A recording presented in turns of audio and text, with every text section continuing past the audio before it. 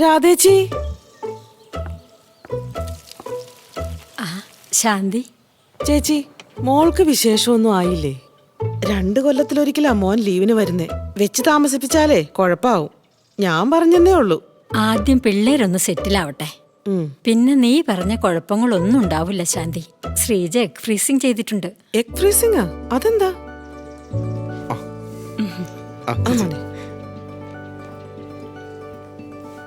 മോനെ ജയ, ഈ egg freezing എന്ന് പറഞ്ഞാ എന്താ?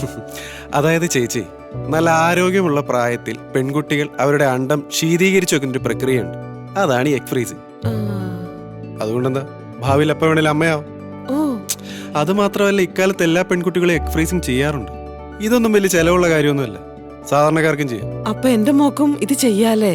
ആന്നേ, ഇതൊന്നും ആർക്കും അറിയത്തില്ല. അതാ സ്ത്രീകൾക്ക് ആരോഗ്യമുള്ള പ്രായത്തിൽ അവരവരുടെ അണ്ടങ്ങൾ പുറത്തെടുത്ത് ദീർഘകാലം ശീതീകരിച്ചു വെച്ച് ഭാവിയിൽ താല്പര്യമുള്ളപ്പോൾ ഗർഭം ധരിക്കാൻ സഹായിക്കുന്ന പ്രക്രിയയാണ് എഗ് ഫ്രീസിംഗ്. സാഹചര്യങ്ങൾ കൊണ്ട് ഗർഭധാരണം വൈകിക്കേണ്ടി വരുന്നവർക്കും രോഗങ്ങളോ മറ്റു കാരണങ്ങളാലോ ഗർഭധാരണം സാധിക്കാത്തവർക്കും എഗ് ഫ്രീസിംഗ് തിരഞ്ഞെടുക്കാം. ശീതീകരിച്ച് സൂക്ഷിച്ചു വച്ചിരിക്കുന്ന അണ്ടം ഉപയോഗിച്ച് ഒരു കുഞ്ഞെന്ന വലിയ സ്വപ്നം സാക്ഷാത്കരിക്കാൻ എഗ് ഫ്രീസിംഗ് നിങ്ങളെ സഹായിക്കും.